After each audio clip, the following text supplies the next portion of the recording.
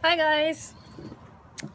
So I finally sort of figured out exactly my preferred carryable traveling art journal.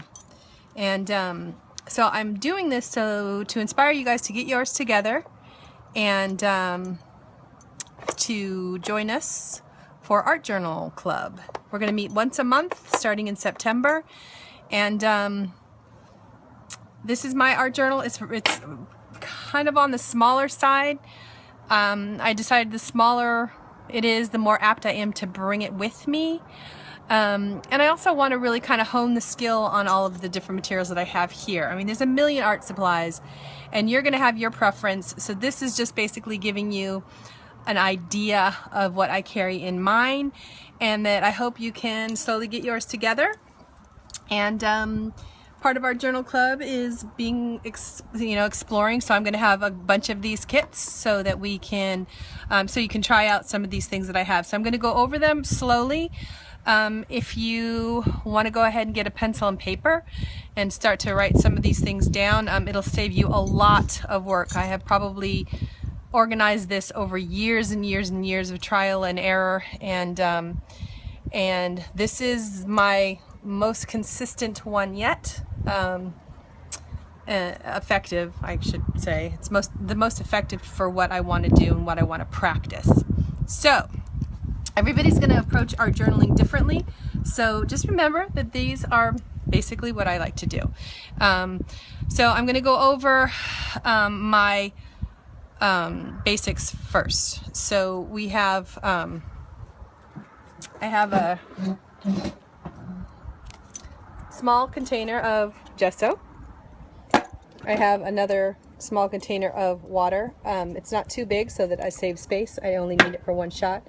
I have Deco fabric paint pens. These are bright colors so that I can actually tone them down, which I generally do. These are kind of new ink pens that I got. They're from Jane Davenport, and they've got a lot of good colors. This one here is an Indian ink black, which has a brush point on it, which is something that I use a lot. This is a must-have. And I'll tell you the ones that you must have, because there are a few that you definitely have to have. These pencils are my favorite because they're soft and they put down a lot of color, and the pencils can go right over the stains and the paint, and these help me to tint, and I use these all day long. And I kind of chose some of the colors that I work with all the time. So this is a really good pencil. I also have Inktense pencils, which are water soluble. They're like watercolor pencils. This brand is really intense ink. So surprising and so much fun. So these are kind of all my favorite colors. I buy these separately.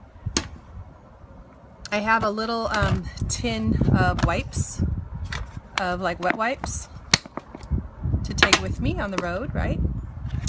I have a little tin of little scrap pieces of paper, and I have a Winsor Newton watercolor set.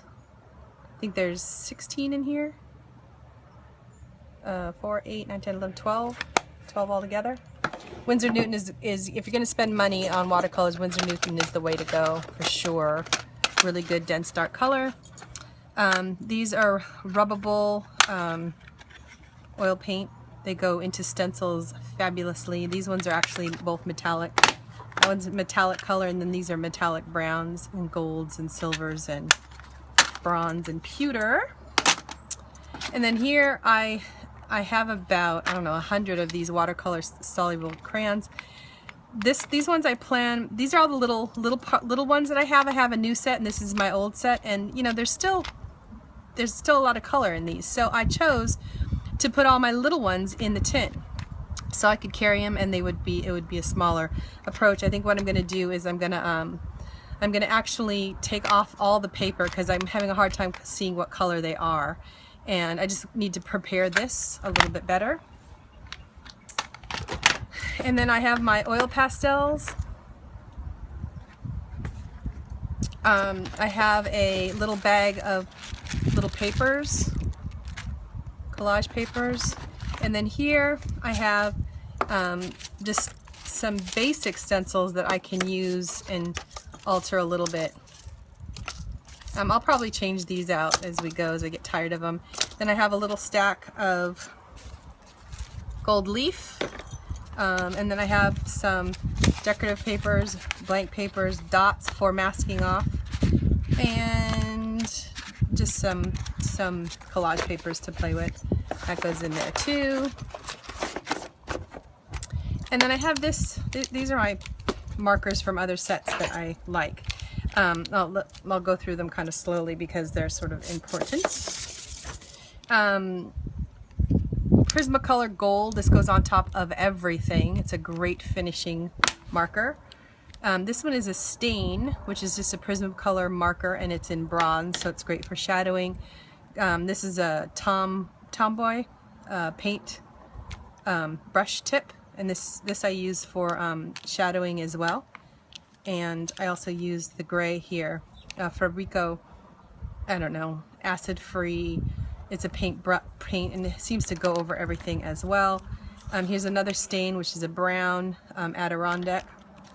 I have a silver Sharpie and a, this is a warm gray marker hard tip, and this is good for shadowing as well. So those are all my shadow type of tips. Fine line in black, Pitt pen. Pitt pens are great. And then I recently got these Jane Davenport paint over pens. Yeah, I don't like the colors so much, but I have been using them. They're not tried and true yet, but they were kind of a fun purchase just because there's so much new media out there, so I thought I'd try something. White paint over is really important, and I'll show you that right now.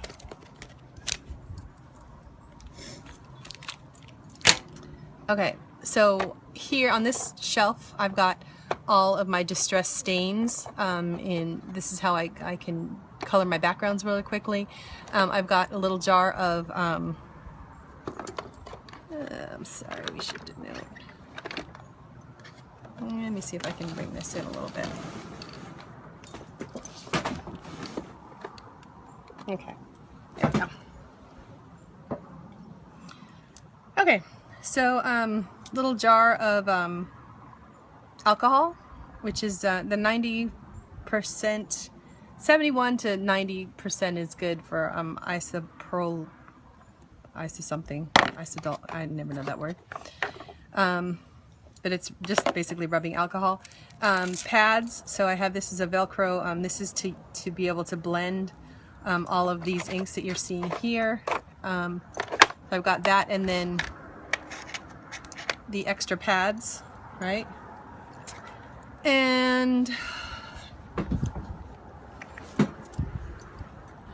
okay, so I have those stains, and then I also have a set of the alcohol inks, which are slightly different from the stains. They respond slightly differently. So I've got kind of a range of colors, and they kind of do some interesting interactions with the spray paint. So that whole drawer is kind of dedicated to the alcohol inks and the stains. And then I have a little blending sponge. And then here we go on top. Let me see if I can pull this down a little bit. Okay, I'll try to do this, yeah. I'm going to actually unclip you here. And we're going to go to this side. Okay, so we've got washi tapes here, just basic tapes that I can use for everything. I've got 3 of the chalk markers in black, white, and red. I mean, these are pretty huge, so they cover a lot of space, and they're paint, so it's versatile. And then I've got my coffee warmer to create stamps. I've got a toothbrush for flicking paint, lime green paint pen, a turquoise Prismacolor pencil, just one of my favorite colors. And then I've got the Jane Davenport white paint over, the thin one and the thick one. Then I've got a black Sharpie, and I've got a white, just a basic Bic whiteout pen.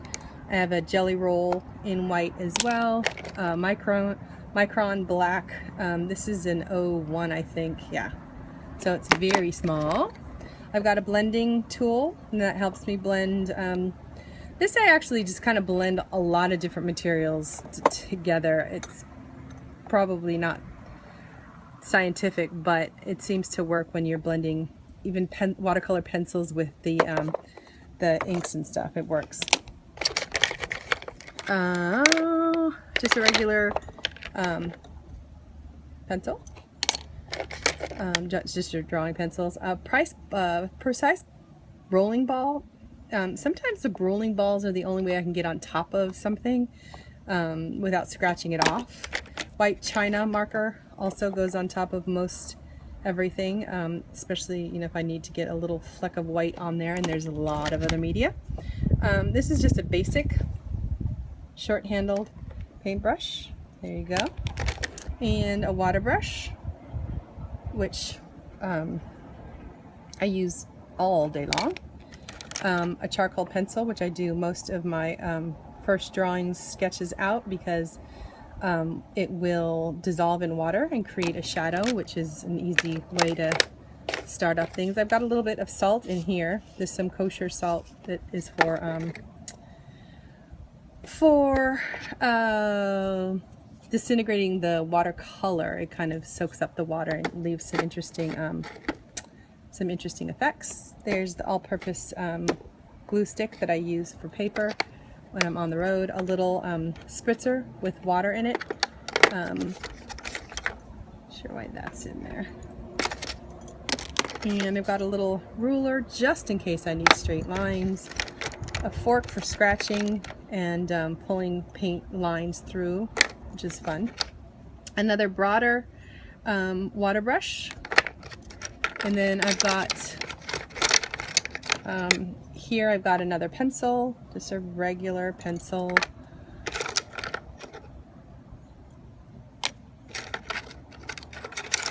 A straw here, a little itty bitty straw to blow paint around.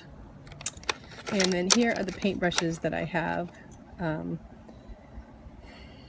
It's just my preference, but I have 3 different sizes of the small brushes.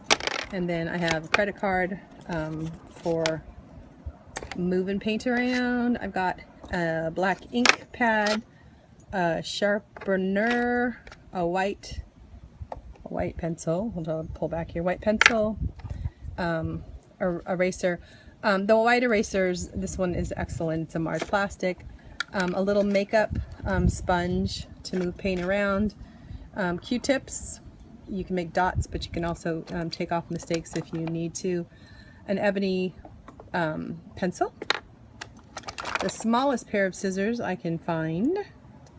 Don't need very big scissors. A big cover brush with a short handle. This comes in super handy. I've got white and black crayons. And one of my very favorite are my silver and gold oil pastels, and a white oil pastel, which I use a lot. That's why it's kind of outside of its container over here. And then, yeah, so I have another one of those white oil pastels, really important for topping. And that's it. So I hope that helps a little bit. Get your kids together and let's go art journaling on the road. Once a month we will meet somewhere in Santa Barbara and do art all together, hopefully with some beautiful scenery around us. And I'm also thinking about bringing a new portable printer, which means that we can take pictures with our phone and print out little images to prompt our art journals for the day.